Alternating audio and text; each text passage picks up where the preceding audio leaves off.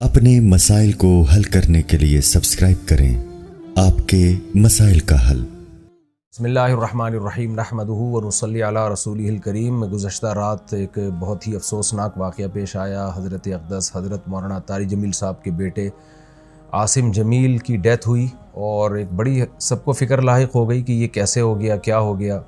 अब उनके बेटे का मौलाना यूसुफ जमील साहब का बयान सामने आया है कि उसने ख़ुद को गोली मार के हलाक किया और डिप्रेशन का वो पेशेंट था।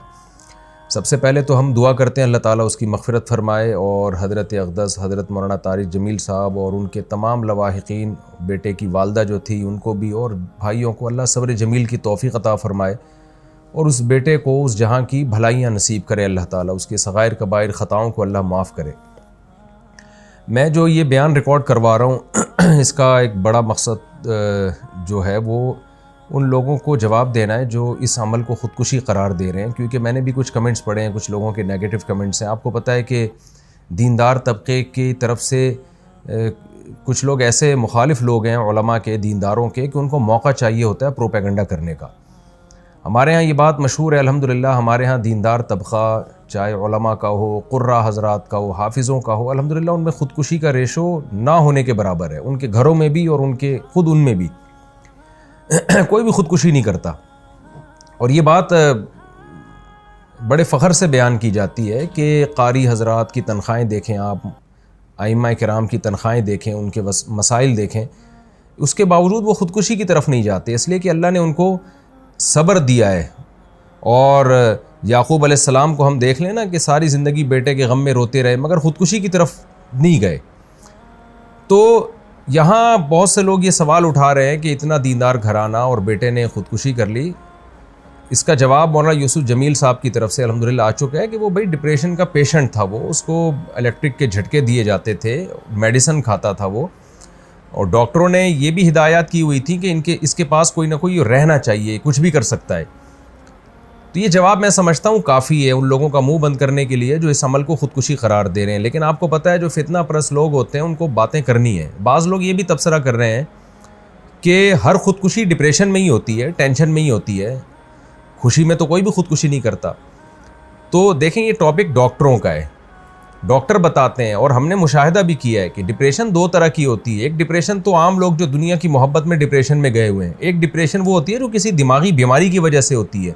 इसमें दीनदार लोग भी मुब्तला हो सकते हैं और इसका इलाज ये नहीं है कि उसको सब्र की तलकीन की जाए, इसका इलाज मेडिसिन होती है। दिमाग में कुछ केमिकल आगे पीछे हो जाते हैं। ऐसे बहुत सारे पेशेंट हमने अपनी ज़िंदगी में देखे हैं, बहुत अच्छे लोगों को जिन्होंने बड़ी बड़ी टेंशनें झीली हैं, बर्दाश्त की हैं, लेकिन वो बैठे बैठे डिप्रेशन में चले जाते हैं। मेडिसिन लेते हैं तो सेट हो जाते हैं, वो दिमाग के कुछ केमिकल हैं जो आगे पीछे हो जाते हैं।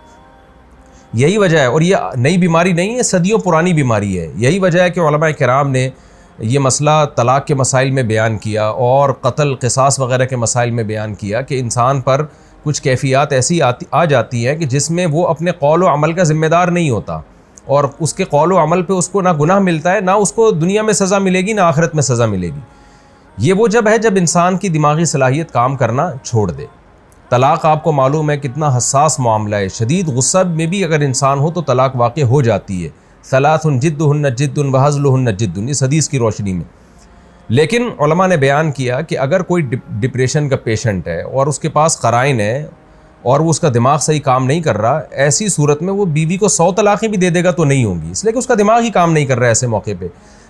तो जब तलाक़ जैसे मसले में हम उलमा किराम आज से सदियों पहले एक स्ट्रेस और डिप्रेशन का मरीज़ जिसका दिमाग काम करना छोड़ दे, उसके इस अमल को तलाक़ करार नहीं देते। वो ज़बान से कुफ्रिया कलिमात अगर ज़बान से निकालेगा तो वो काफिर नहीं होगा। हालांकि कुफ्र तो मजाक में भी अगर आप कुफ्रिया कलिमात ज़बान से निकालते हैं तो आप काफिर हो जाते हैं, लेकिन इतना बड़ा जुर्म भी माफ़ कर दिया अल्लाह ताला ने अगर उसका दिमाग काम नहीं कर रहा। तो ऐसे ही खूब समझ लें कि ऐसा डिप्रेशन का मरीज़ अगर किसी को कत्ल कर देता है या अपने आप को कत्ल कर देता है तो वो ना दुनिया में मुजरिम है, ना अल्लाह के यहाँ वो मुजरिम है। उसमें मलामत करना और किसी को बुरा भला कहना या कोई नेगेटिव बातें करना, ये जो बातें करने वाले लोग हैं वो मुजरिम हो जाएंगे। तो एक डिप्रेशन वो होती है जो दुनिया की मोहब्बत की वजह से, दुनिया की छोटी छोटी बातों को आप बहुत ज़्यादा बढ़ा लेते हैं, ये किसकी वजह से होती है? ये नापसंदीदा है, क्योंकि नेक लोग हमेशा सब्र करते हैं, लेकिन एक डिप्रेशन वो है जो आपको किसी दिमागी बीमारी की वजह से, तो ये बचपन से इसकी जो हमें तहकीकात से मालूम हुआ है कि ये जो हज़रत का जो बेटा है ये बचपन से ही किसी दिमागी बीमारी में मुब्तला था और इलाज भी हो रहा था। हज़रत जो ज़िम्मेदारियाँ एक बाप की होती हैं वो औलाद के लिए, वो ज़िम्मेदारियाँ पूरी करने में लगे हुए थे, लेकिन ज़ाहिर है कुछ चीज़ें अल्लाह की तरफ से होती हैं, इंसान उसमें बेबस होता है। तो हम सब इस गम में हज़रत के साथ बराबर के शरीक हैं और हम सब दिल से दुआ करते हैं अल्लाह ताला हज़रत के इस बेटे को उस जहाँ की भलाइयाँ नसीब करे और उस जहाँ की खुशियाँ नसीब करे, और जो भी उनके रिश्तेदार और लवाहिकीन हैं अल्लाह ताला उन सब को सब्र जमील की तौफ़ीक़ अता फ़रमाए, और जो मनफी कमेंट्स करने वाले लोग हैं अल्लाह ताला उनको हिदायत दे। और मैं फिर दोबारा अपनी बात को रिपीट करता हूँ कि इस अमल को ख़ुदकुशी करार देना ये किसी भी तरह से ये बात दुरुस्त नहीं है और ये एक इल्ज़ाम है, और इस इल्ज़ाम का जवाब आपको क़यामत के दिन देना पड़ेगा। अल्लाह ताला मरहूम की मग़फ़िरत फ़रमाए और लवाहिकीन को अल्लाह सब्र जमील की तौफ़ीक़ अता फ़रमाए और मरहूम को जन्नत में अल्लाह ताला आला दर्जात अता फ़रमाए। वमा अलैना इल्लल बलाग़।